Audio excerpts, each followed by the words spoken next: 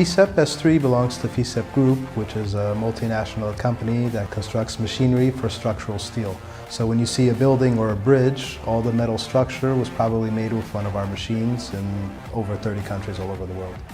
We never considered using 3D printing for production until we saw HP's multijetfusion in action. Now we're doing parts which we weren't able to make before. Now we do them in-house, and we have them the next day. The machine that we're building is a paint machine for industrial steel. Once we saw how the parts come out, we noticed how strong and light they were, then we just redesigned the entire machine based on this technology. 40% of the machine is done in 3D now. The robotic arm which holds the paint nozzles. In a traditional machine, this arm is about 1.5 meters high. We were able to reduce it in 3D to 300 millimeters. You can't design it any better than what it is now. In making the part so small, we were able to save a lot of space, where we were able to add other systems without increasing the floor space that the machine takes up.